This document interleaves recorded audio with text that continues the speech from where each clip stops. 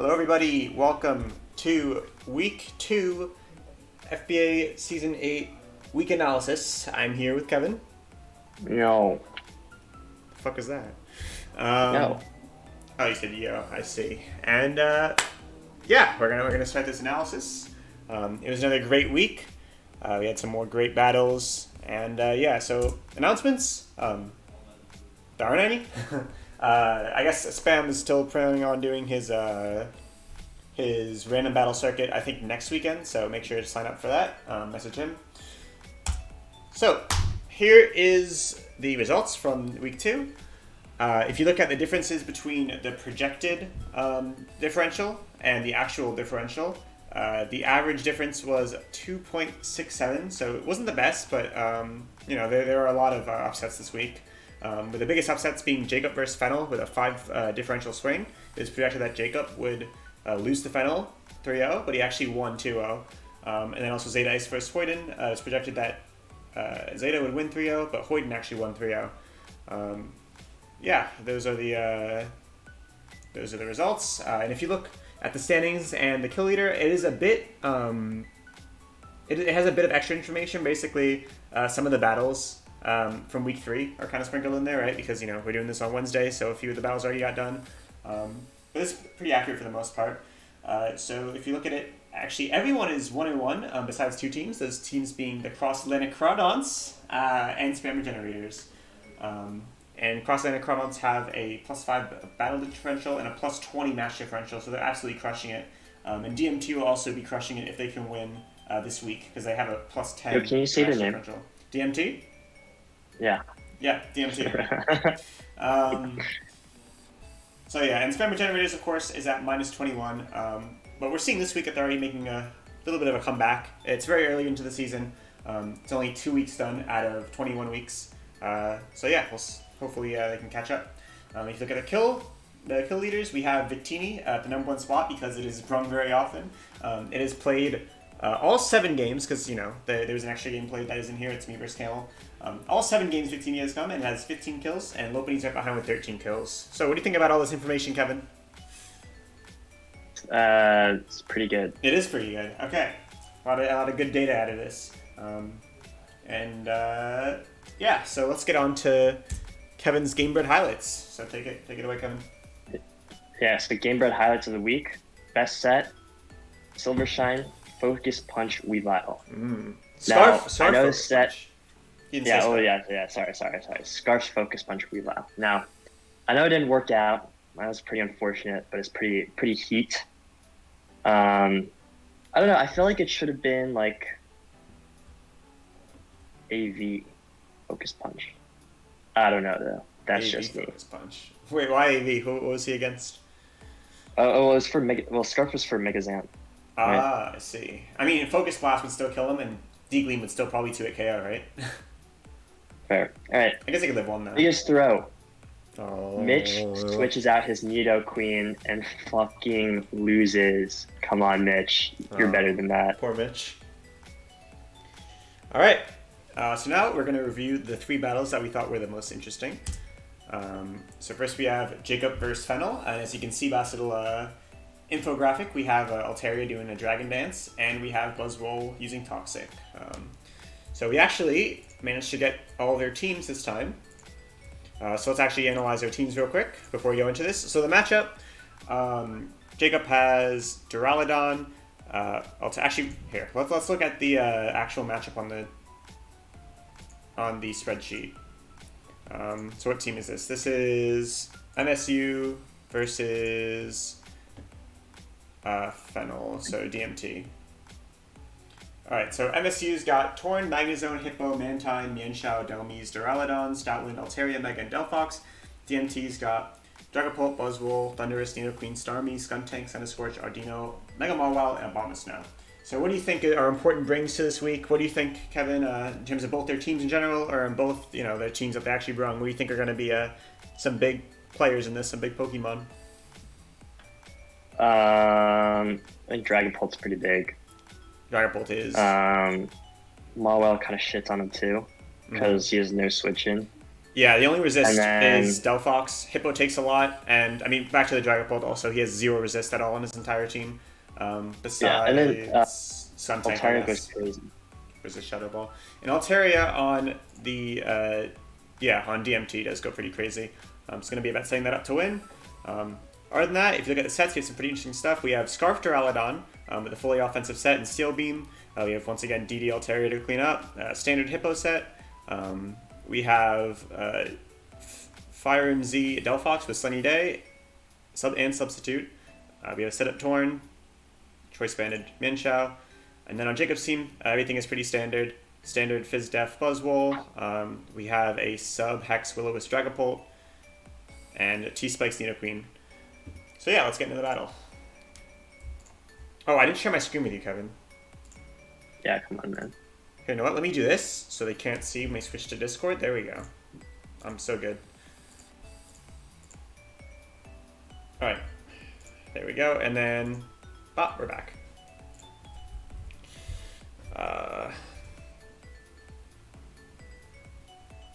Here, I'll do this.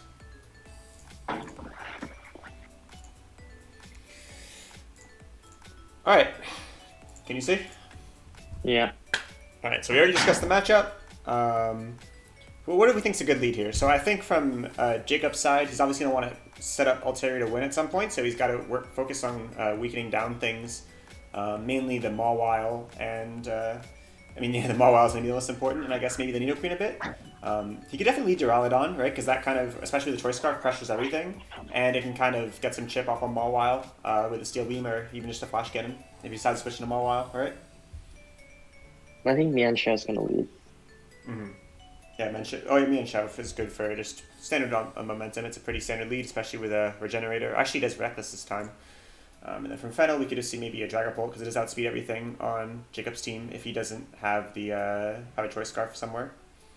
So we do Mienshao. Yo, Reckless Mienshao with a Dragapult is crazy. Yeah, definitely. High jump kick is going to go right into that Dragapult, maybe. But it is obviously not a safe switch in. So we see Thundurus versus Mienshao. It's Choice Band and AV.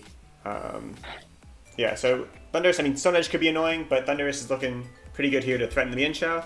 It doesn't outspeed, though, so he could go for a Volt Switch or something. Which is the Buzzwole, and we see an Aerial Ace predict. A turn 1 predict. I think Jacob's realizing that Mienshao is really strong. It's just that Buzzwole can switch in every time, so if he chips that down, especially because he's a Choice Band, and makes that prediction, it's kind of worth it. Yeah, Jacob really didn't have a good move to go there, especially if it was like AV Mienshao. So it was a good switch from, Fennel. It was a good switch from Fennel, and Jacob capitalized off it pretty early. That's pretty much all there is to say. We switch to Hippo. And we see a double back into Thundurus, of course on a potential Aerial Ace, makes sense. We see a U-turn out into Starmie as Jacob gets up rocks.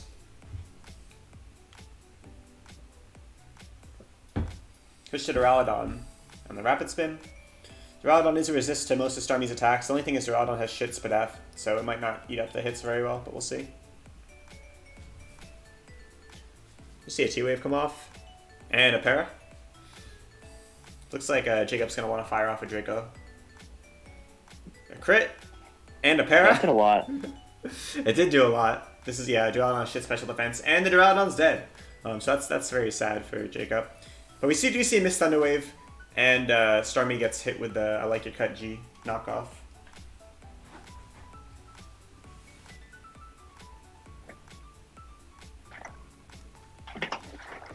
Player off. Hippo's actually able to eat.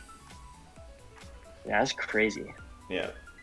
We see more rocks, and I think we're just going to see exchange here of Roost, probably. A Roost and Slack Off, maybe. Actually, we see an Ice Punch doing nothing. Yeah, that. Oh, we see a Miss Toxic. That's unfortunate. Tough. But here we're going to see Buzzwole throw off his own. And Slack Off. So yeah, the thing is, getting these things weak is very important for both teams, right? Because Hippo weak will lead to Mawile clicking free play rough, right? Especially with a Toxic, just a little bit of chip. If Mawile outspeeds the Hippo, which it probably does, he probably has enough investment too, he can just 2-hit KO it on the switch. And then Buzzwole weakened is, of course, good for Mian Shao, right? So because it is choice band, so it has to lock an area if it wants to kill it. And as well as even Altaria a little bit, because if Altaria doesn't get to +1, it's gonna struggle taking down Buzzwell one shot and can get hit with a Ice Punch. Yep. Unfortunately, Jacob has not landed a Toxic yet on Buzzwell, and Fennel's not gonna let him. He goes in Neo Queen. So we actually maybe see an Ice Beam come off into the Hippo, weaken it, especially since actually Sand doesn't matter yet. So the Hippo's pretty much gone, but he trades it for damage on Neo Queen. I actually think this is a really fair trade from both players, right? Because Jacob wants Neo Queen weakened for Altaria, and Fennel wants Hippo weakened for Mawile, right? I think that makes sense. I don't know if I would. Yeah, I guess it's because there's no Ice Beam switching, so. Yeah, he also doesn't have a switching. I mean, if he were to go to Delphox and Earth Power would easily just shit on it. But yeah, also, it is a fair trade, because he lives the Ice Beam and is able to get an Earthquake off, and we just see some Toxic Spikes, as Jacob actually goes for a Slack Off. What do you think about that play, Kevin?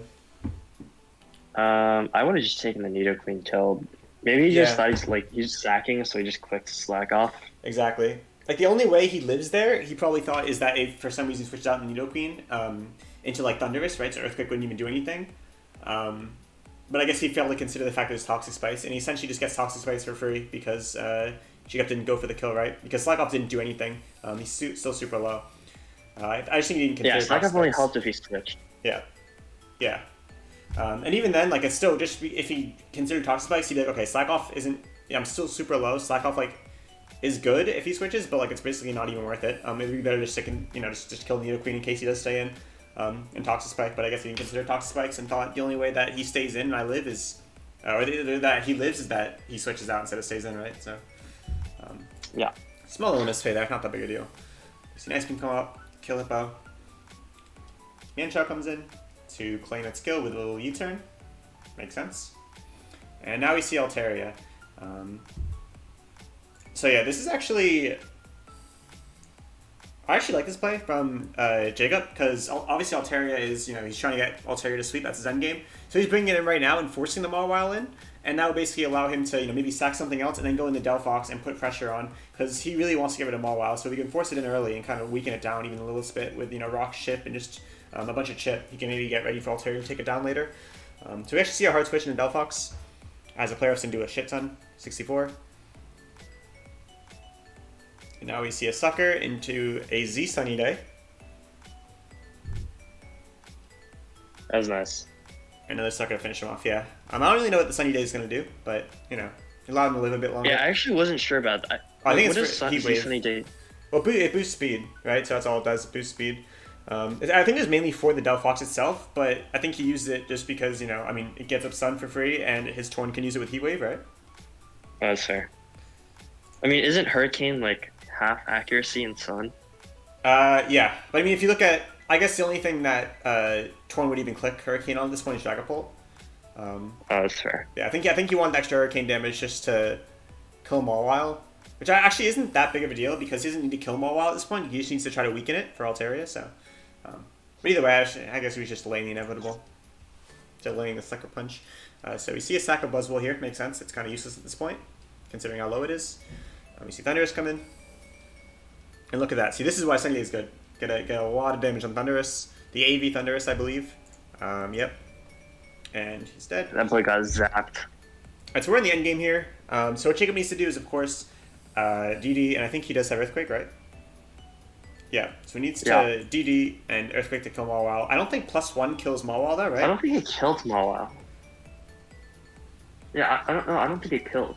I think, so the thing is, Fennel can't let a +2 happen, right? So I think his best play is to switch into Mawile here. And if he does, the worst case is, of course, Jacob just goes straight for the EQ, which will lower Mawile. And then he has to click it again to kill Mawile. But then he's kind of screwed, actually, because Dragapult doesn't beat this. So actually, I think Jacob wins no matter what, right? What can Fennel do? Actually, no. What Fennel has to do is basically he has to predict, does Mawile DD here on the Thunderous? Because if he does, then a hard Mawile will win him the game, right? Because he just play roughs to kill Altaria and lives the EQ. But if he gets it wrong and Altaria EQs on the Thunderous right now, on the Mawile switch, then he gets 2 KO'd and loses. No, but I don't think you EQ on a Thunderous. You could. It's really a 50-50 here, right? Because guaranteed, he has to either EQ or DD, and he knows that if he DDs and a hard Marwell switch happens, he doesn't kill it. Makes sense. Let's see what happens here. So we see a stay in and U-turn. There we go. Into the Mawile. And we see the DD. So supposedly he lives. But he doesn't. Let's actually do the damage calc on that. Yeah, I mean, that's kind of shocking. I don't know. I thought Mawile had more bulk, but yeah. Maybe I'm just underestimating Altar. So obviously if we were playing this game, we would have done the calc, right? And realized, okay, we just need +1. But yeah, I'm surprised. So let's see. Adamant, Earthquake, +1 versus Mawile Mega. Oh, yeah. Shit on. Well, actually... Okay, so I was expecting 252. The thing is, Mawile is low base HP, so you need to invest a lot of HP. If you invest like a little bit of HP, it actually grows exponentially, kind of, right? So he actually didn't have that much bulk. But even if he had max HP, which is what I was kind of expecting, how much did it do? Well, it did like 88, yeah. Yeah, so pretty much would have killed, actually. So yeah, that's actually impressive. How much would have Jolly done? Okay. So Jolly would have a chance to kill. But yeah, he is Adamant, which makes sense. So yeah, I guess we just overestimated him Mawile. So yeah, obviously we would have done the calc. This is why you don't draft Mawile, guys. Oh, poor Mawile. But yeah, I mean, obviously, there was no 50-50, right? Just Dragon Dance wins the game, unless maybe Thunderous clicks Thunderbolt and gets a para or something. But yeah, at this point, it's kind of over. And we see a sweep here. So where was it that we said Fennel through? I don't think there's like a definitive point. Didn't we say? I thought there was. What am I missing? No, I think Altaria just like shit on this team. Like Altaria, like in theory, can like 6-0 if it gets a D. Maybe I'm thinking of another battle. I thought there was a point where like he just switched out the Neo Queen or something on Altaria. No, dude, that was Mitch. Or something. No. Oh, yeah. Right. It was Mitch versus who's he against? Oh, I don't know. Let's check the thing. Okay, yeah, there we go. Yeah, the one he threw was Mitch versus Axel. Okay, I missed. Same team, but yeah, Fennel didn't throw here. He just lost in a surprising. No, I mean upset. it's just a bad matchup. Yeah, it is rough, right? If you look at his team, like Altaria wins off rip. Yeah, it really does. It's after weakening Mawile, you pretty much win. And actually, as we said, you have to run bulk in Mawile for it to even live a +1. Yeah, it's just unfortunate. But obviously, as we said, Mitch should have a chance, but he threw, apparently. But we don't have that battle here, so we're not going to analyze that. All right, I think that's it for this battle, right? Yep. All right, now we got Camel versus Ready You. Nothing sus about these images at all.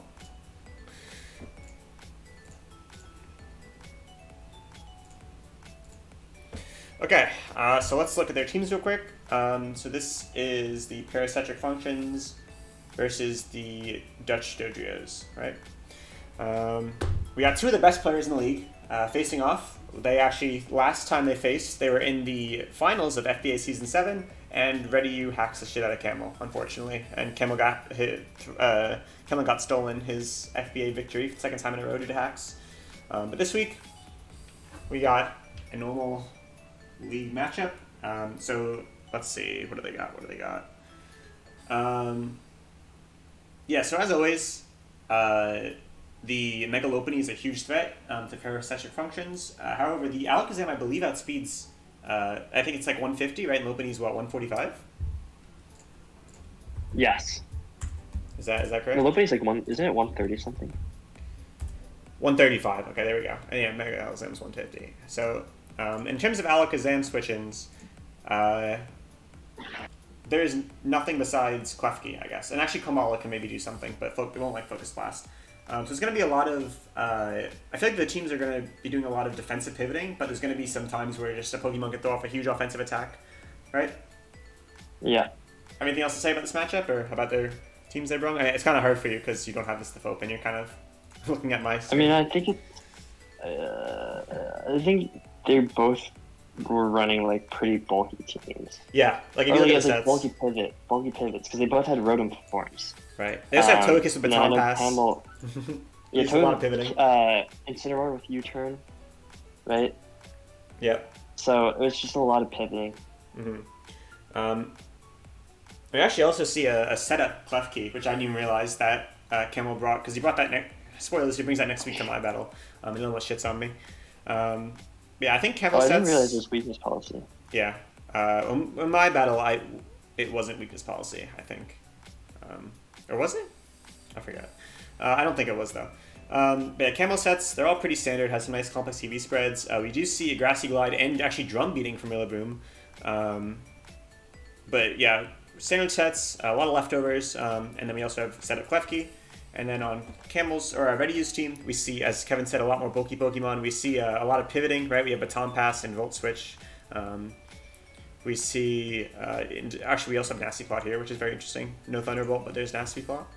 We see a Scarf Weavile, a standard Mega Lopunny, which does have Quick Attack, which is interesting, mainly for the Mega Alakazam, as we've seen, as we end up seeing many times in this week's battle.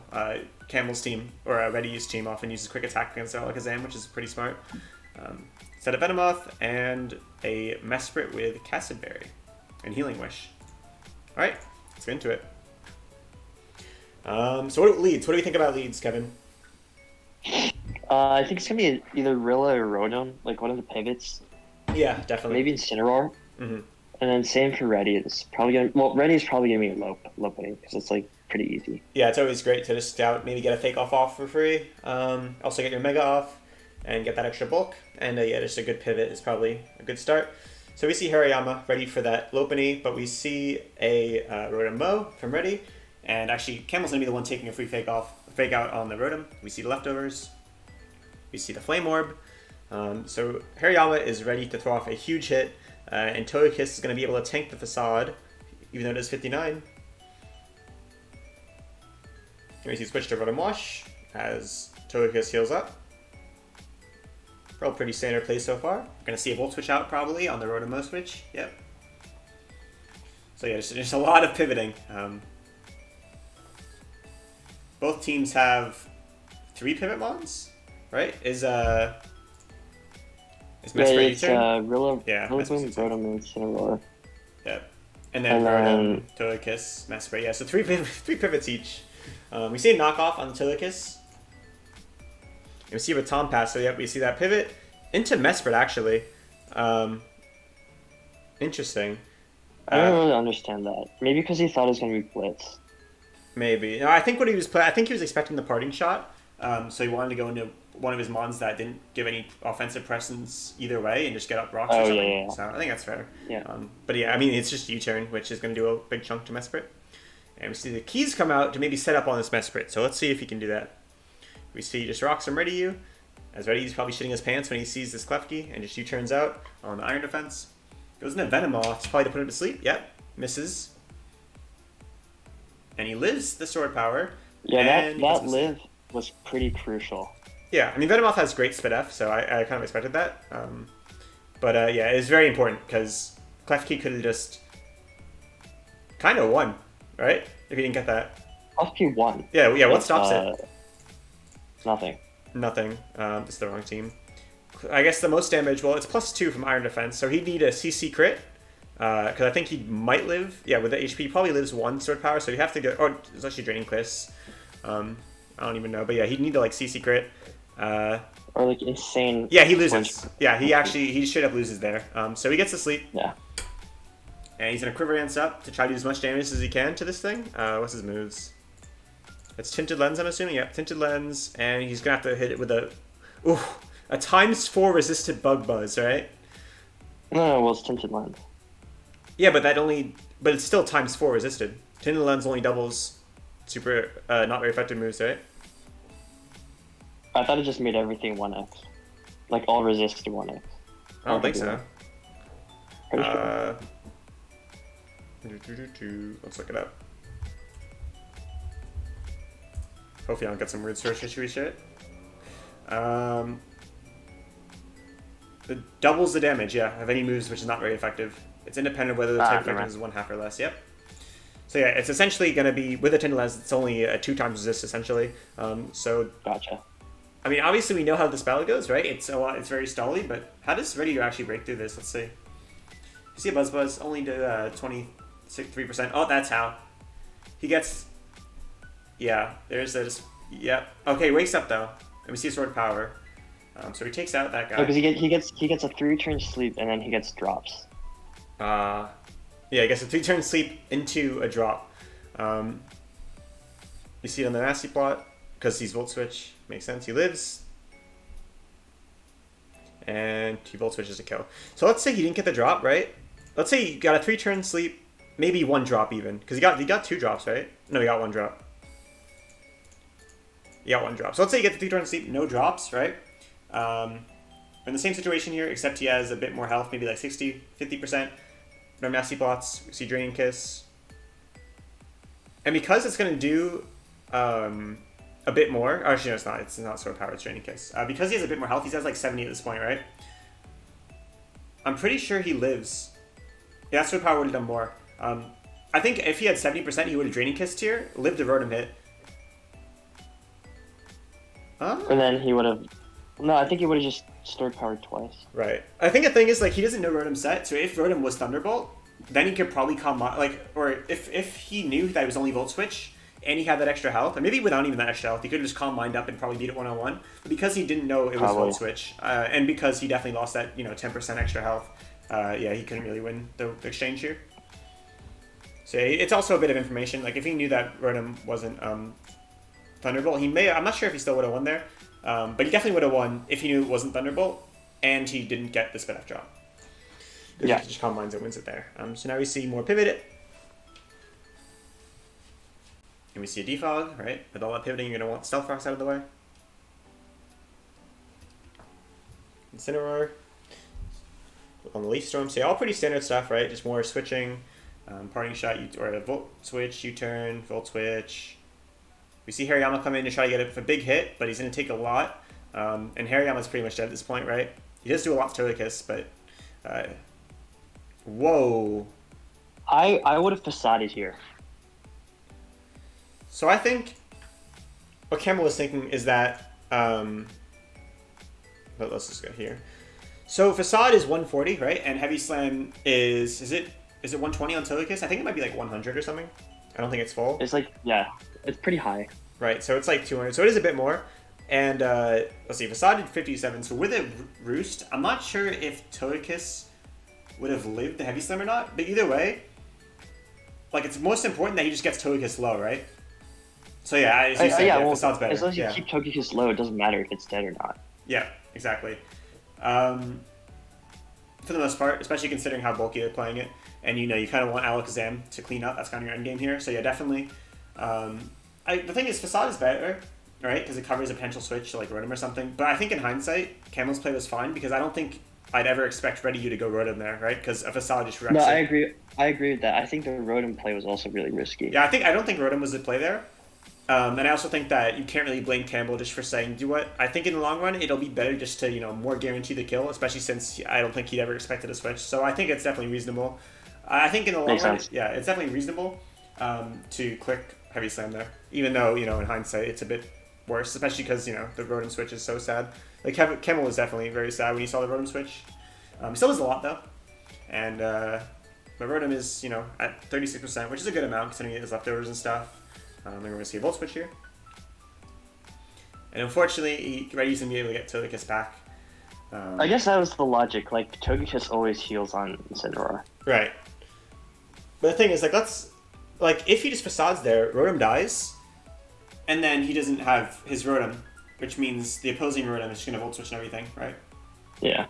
So, yeah, I mean, it's I guess both players made the defined play. Like, as we already defended Camel's play, and I think Ready U's play, like, at first we said Rotom was a bad play, but either way, it's kind of a tough situation, because you don't want to lose your Togekiss, and you also don't want to use your Rotom. Right. Wait, why? Actually, wait a minute. Isn't Togekiss probably faster? Why didn't he just attack the Hariyama? Do we know if he's faster? Is Hariyama faster than Togekiss? He's not, right? I'm pretty sure Togekiss is faster. Yeah, why didn't he just attack? Beats me, bro. Or maybe he thought he was gonna double, It doesn't right? matter though, because if he doubles and just goes to Rotom, then okay. I mean, I guess he goes back to his own Rotom, and it's getting chipped down a bit, but it's fine.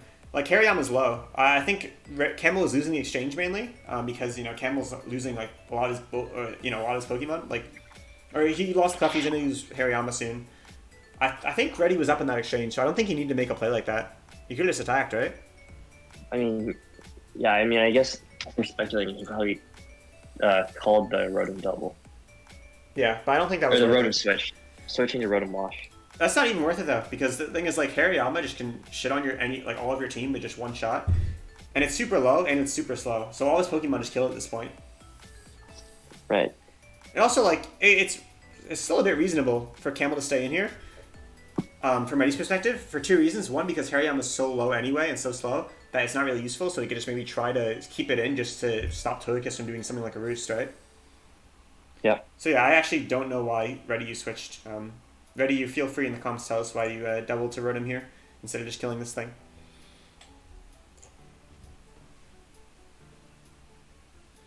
But yeah, both players are playing it very slow, very defensively, and pretty consistent play from both players so far. Yeah, now we see Togekiss, of course, getting that roost off. It's against Incineroar. Very good. And here comes the Alakazam. It's going to go into Mesprit, realizing it's not that important anyway, and it also does a good job of switching into Alakazam, even if Alakazam reveals Shadow Ball. We see more pivoting out.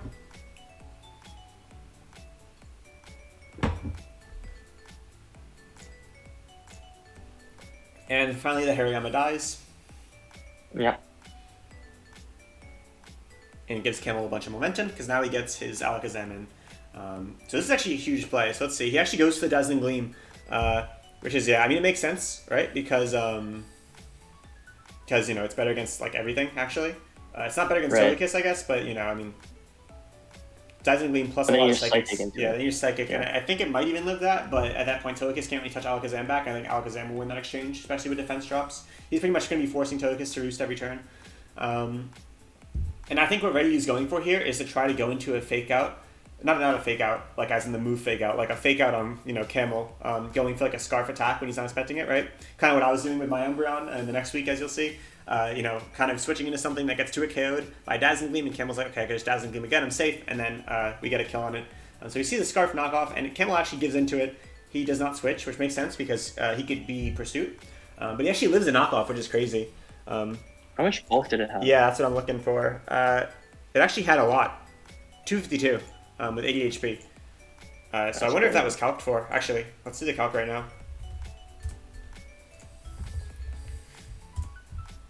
So he has 252, and yeah, absolute shit ton in 80 HP. The knockoff, was he Adamant or Jolly? I wonder. He's Adamant, 252 Adamant. So yeah, that's adaptability. Nope. That was calced for. Yep, that was calced for. Any less, and he has a chance of dying there.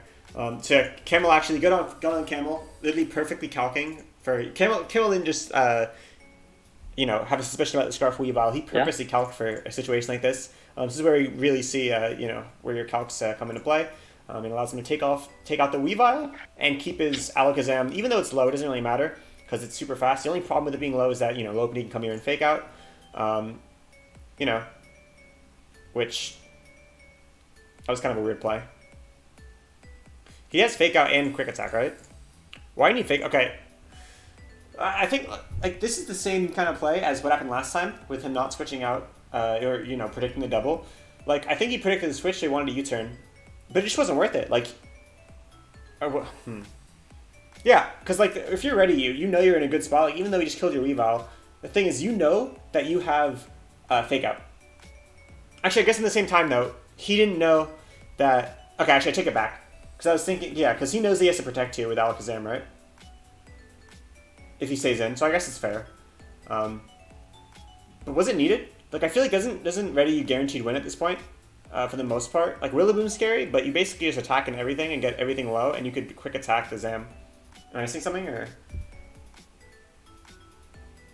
Kevin? Hello?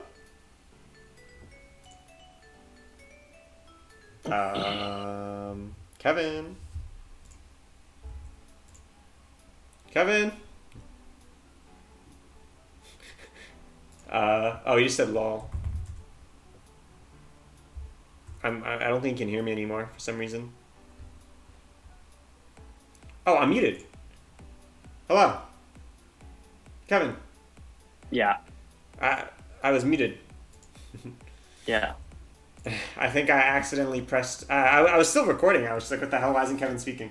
I accidentally pressed my mute button, I guess. Whoops. Alright, my fault there. Anyway, so what I was saying. When did I mute, by the way? Was I muted for a while? Like, what did you last hear me say? What did you last hear me say? I don't remember. Did you hear me talk about this exchange with Lopini versus? Oh, we were finishing the calc, and then you just stopped talking. Oh, wow. You haven't heard me for a while. Jesus. Yeah, I pretty much, well, in terms of calc, I just said, like, that's where we saw Camel's, gaudy V-spreads come into play, and they kind of help in the battle. But what I was saying, so maybe you could talk about this for some bit.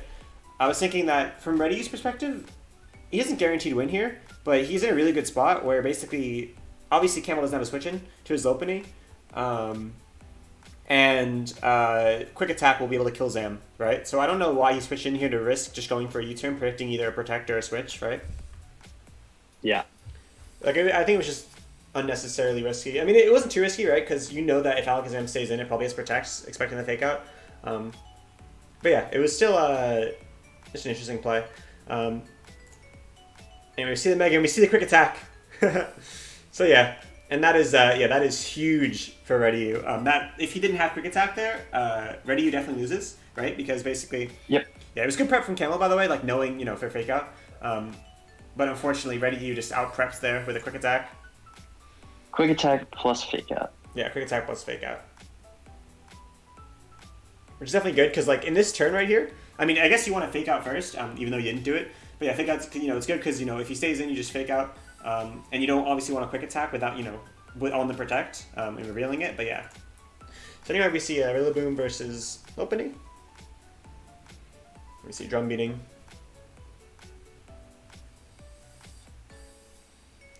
And at this point, it's pretty much over. Reddy has a lot of good... He pretty much has defensive switch-ins for any of what Camel wants to do, right? He just switches into Rotom on the opposing Rotom, and he switches into Togekiss and everything else. And all Camel can do is try to burn his Rotom maybe or something. But either way, Lopunny's going to come here at some point, and just whenever it wants, you can just fire off an attack. So yeah, this match is pretty much over. Yeah, this match is donezo. Yeah. And we do see... So obviously the thing is, the Rotom is getting low, right? So Camel, once again, it doesn't matter too much because Lopunny can still kind of sweep. But it is getting a bit closer. However, Reddy does reveal the Healing Wish on his Mesprit, so he can heal back his Rotom, and now it is beyond over. Okay, we just see, after the Rotom got healed, I was thinking of messaging on down, because it was donezo. Yeah, that was just what sealed the deal. We see Lopunny come in, as I said, fire off its big attack, and then we just see Reddy's last guy is getting whittled down, and Reddy decides, or Camel's, and we see Reddy giving the last kill to Lopunny.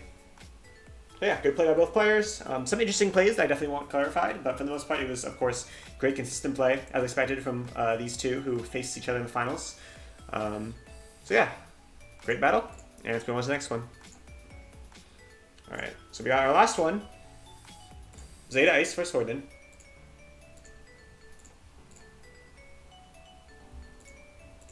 This is so annoying.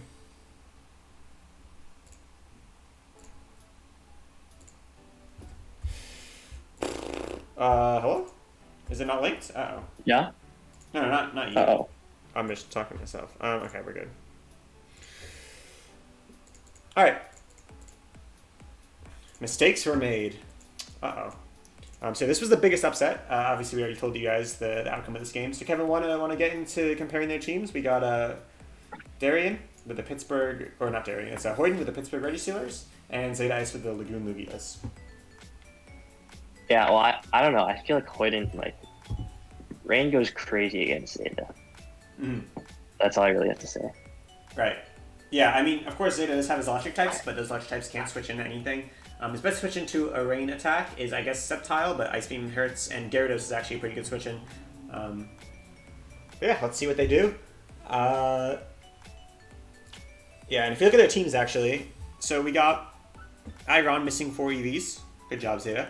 Or good job, Hoiden. Pretty standard set. We do have a Thunder Punch, probably for Gyarados, which is smart because he recognizes that Gyarados is going to be the big threat. Scarf Crook. Pretty standard Politoed with Earth Power. Pretty standard Zapdos with Heavy Duty Boots. Standard Mungus, standard Barraskewda. And then on Zeta's team, we got DD Leftovers, Gyarados. Yep, Leftovers is definitely the call here. Something like Leftovers or Assault Vest is really good for the longevity of switching into those rain attacks. Or maybe even Lumberry so you don't get Skull burned.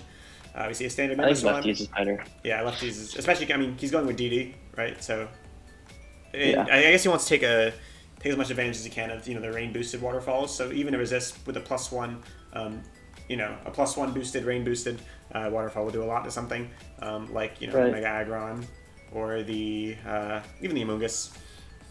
We see Heavy Slam on Memo. Who's that for? Probably like is there Fair in the team? Comfey, I guess. Yeah, I guess so actually. Yeah, I guess Comfey's pretty light, so makes sense. Unfortunately, he's using Cringe Jolly Memo Swine. God damn it. AV Metagross, makes sense. We got Z Energy Ball. Obviously, it's for his Rain Wands. I think... Actually, no, yeah, that's also for Crook, so yeah, it's good. Then we got DD Mix Attacking Mega Sceptile, which it seems like their team likes to bring a lot. And we got a Shucka Berry Tapu Koko. All right, so That makes sense. Yeah, what are we thinking about leads here? I'm gonna guess Aggron. No, I think I would probably lead Aggron, and for Zeta, probably the Coco, right? Like those are pretty simple. Yeah, I mean Coco's pretty standard, and Aggron, I guess it'd be good to get your Mega off for that extra bulk and not having that Rock type, so you can switch into Gyarados whenever you want to. So yeah, let's see what we got. We see Barraskewda actually and Coco. So I guess I think Hoiden recognizes that Barraskewda is actually faster than everything besides maybe like a Scarf Coco, and he could just fire for Flip Turn for free. So yeah. But it's definitely a smart lead. However, if we do see a Tapu Koko lead, which we do, he might want to do something like Scout for Tapu Koko, which being Scarf, which he isn't even Scarf. No, it was just a slow Scuda. Yeah, he was just a slow Scuda. So maybe he forgot that he wasn't Jolly. I think he forgot. Yeah, I think he forgot he was slow Scuda, and clicked Flip Turn on the Coco. He was just adamant. But then I'm a little bit confused on why Coco stayed in if it wasn't Scarfed. Well, the thing is, it eats a hit, right? So, and it's not like he had a bit of switching, so I think it's fine. Like what, he'd go to Gyarados. I mean, going Gyarados is good, I guess. Well, I mean, he like stayed in and clicked like T-Bolt. So like, I don't know. I think he was clicking, making the simple play. Fair enough. Right. I mean, Coco does always eat a hit, no matter what. Like even if it's Bandit Barraskewda, because Coco has good Fizz Def. I think it's fine. I think Zeta, and also click Thunderbolt even if he's going to Mungus or something, because Thunderbolt's just it's. I always say that as long as you don't have like an awful matchup, you don't usually want to just make a prediction turn one. You kind of just want to stay in, or you kind of just want to scout for what your opponent does. So there's only real play there besides staying in with Coco is I guess going Gyarados, but I guess he wants to save health from that thing. So I think it's fine. Yeah, from Hoiden's perspective, I think no matter what you switch there, right, just to scout for Coco Scarf. Right. And obviously, I guess he forgot that he was adamant. So, yeah, we see a loss of a pretty important Pokemon right away. So this is looking very good for Zeta Ice. Yeah, oh, he definitely forgot. Look, Scarf Coco, lol.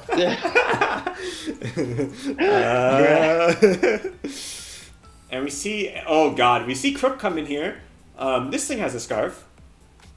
Now this is actually a Scarf. Yeah, so this is actually a super mistake, right? Because not knowing that his Barraskewda was adamant means that he thinks Coco Scarf, so he can just come in here and click Knockoff for free, which is a good play, right? Because he has no switch into Knockoff, and he can't, like, if he switches in here, he's going to go for Thunderbolt again, if he's Scarf, but, he's not Scarf. So I think Zeta... Oh, U-turns. Does he have... Yeah, I think he has... Yeah, he doesn't have Dazzling Gleam. Do you think Zeta expected a knockoff knowing... Like, do you think Zeta make a big brain play here and be like, okay, he has to make knockoff, right? Because...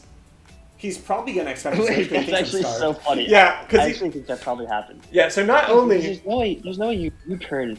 Okay, there's no way you switch Actually, unless he thought Crook wasn't scarfed. Yeah, I guess. But I mean, it's not that, like, it's not uncommon. Like, obviously, Scarf is a bit less uncommon, but Crook Scarf is not uncommon at all. Yeah. I think Zeta, I mean, it's possible he shouldn't consider Scarf Crook, but I think what Zeta did. Actually, no, here's the thing. I mean, if you're smart, even if he's not Scarf Crook, you still Oh, switch no, out. he's Shuka. He's Shuka. He doesn't give a shit. Oh, yeah.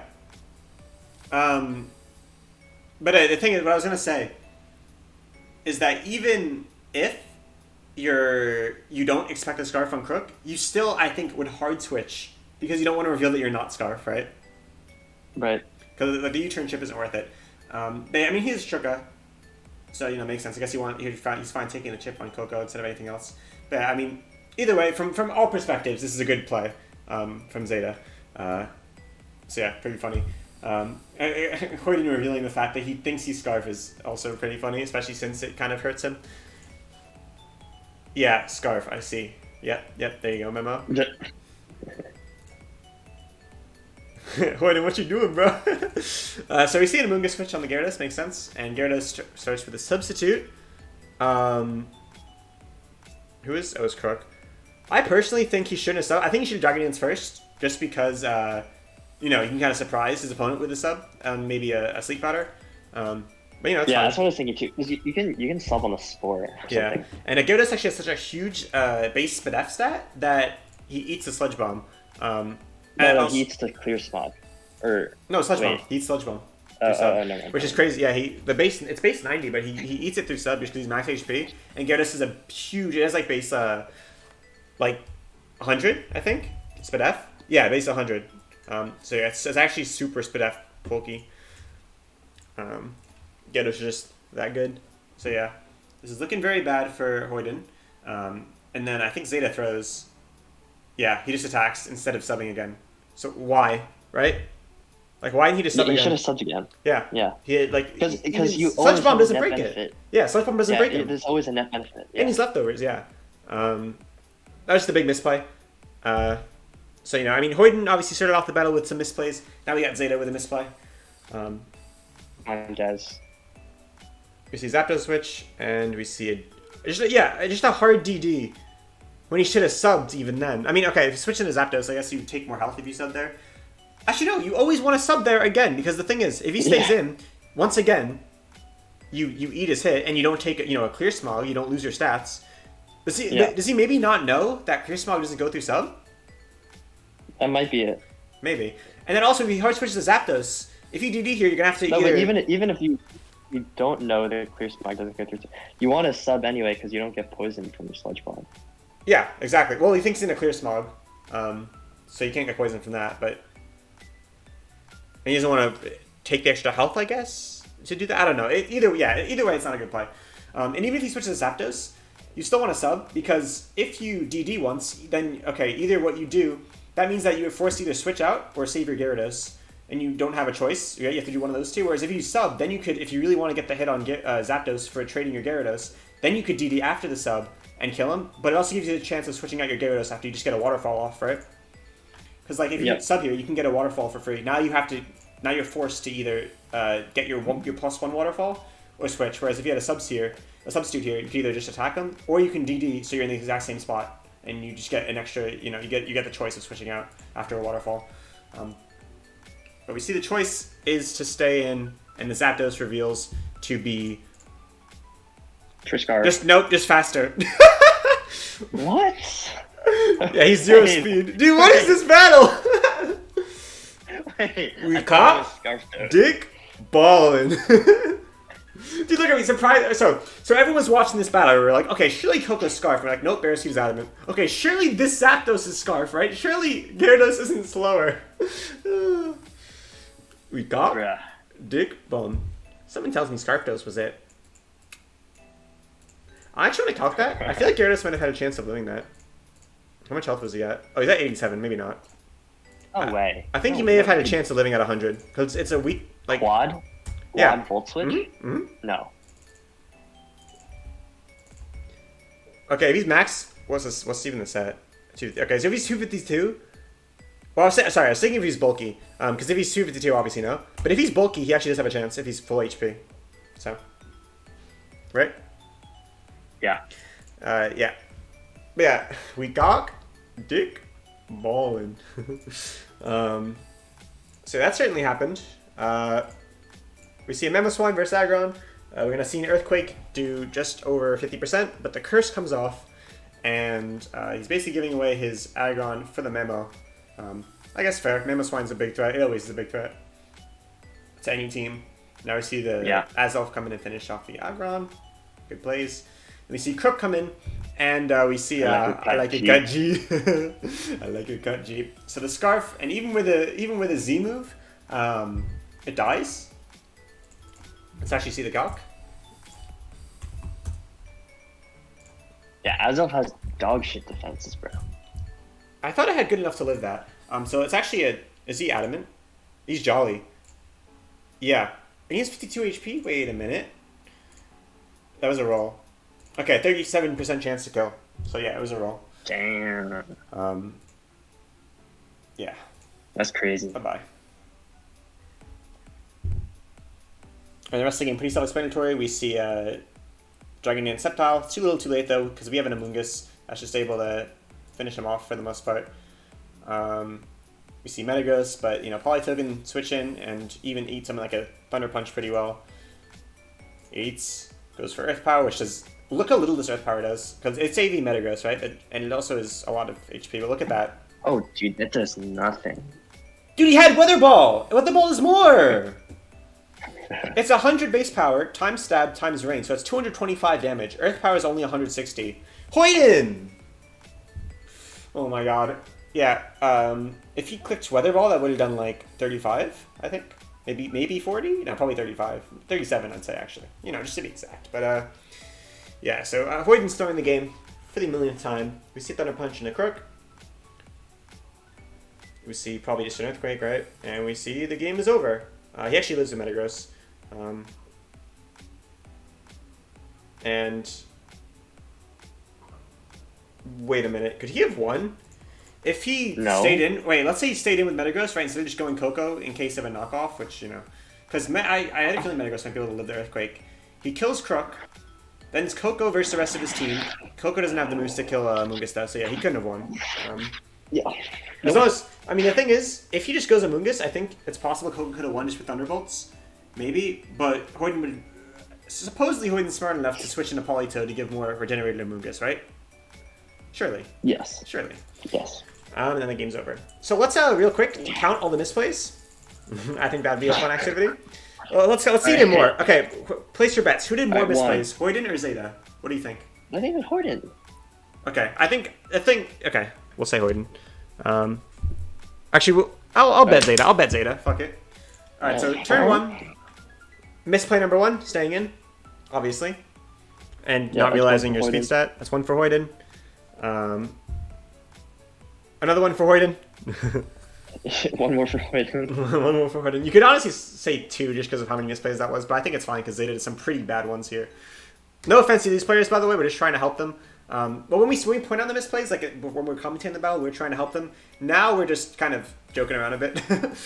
Might as well count the misplays. So we see a nice DD. Unfortunately, for Hoiden, sub doesn't break. But Zeta froze by clicking Earthquake, so that's one for Zeta.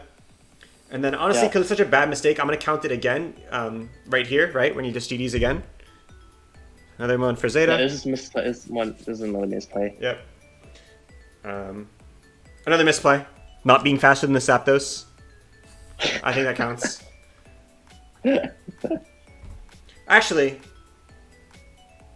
do we count? The thing is, we didn't count not being like. I feel like if we count that, maybe should we count another one for Hoiden just not being faster than Coco? Hoiden not being faster than Coco. Yeah, I think so. So yeah, we'll count that as one for both of them. More of a misbuild than a misplay. But I mean, the thing is, if you're either of them, like it is a misplay because you should at least know what your build is, right? So. Yeah. We see.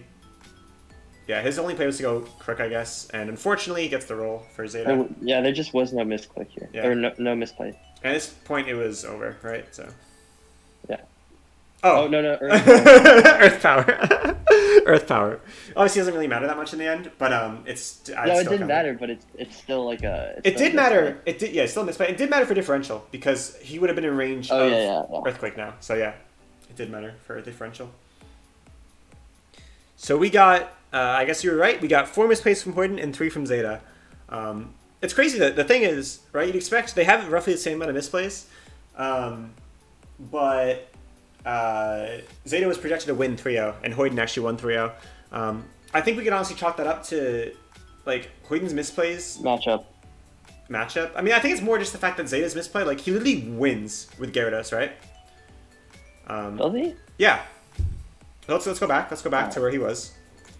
So he's at +2, right? So he just subs there. He's basically at +2. For some reason, he stayed in again. So I guess you sub here. So you end up with a sub +2, right? And you win against this thing. Yeah. Zapdos, Yeah, you're yeah, faster yeah. than Zapdos, and he's not even Fizz Def, so Zapdos dies. Polytoad Right. can't do anything back. At least not, it's too little too late, especially with, the +2 and rain boosted waterfalls and potential flinching. Yeah, you win here if you're Zeta, and you can't be intimidated with your subs. So yeah, Zeta wins here, I'm pretty sure. Overall, Zeta had the more egregious misplay. Yeah. Yeah, pretty much. So I think the misplay that makes me the most mad is this one right here, though. It's just because it's just basic math. Like, come on, Hoiden. There's no way you fucking Earth powered a Metagross, bro. You have Weather Ball. Remember, guys, super effective moves are 2 times.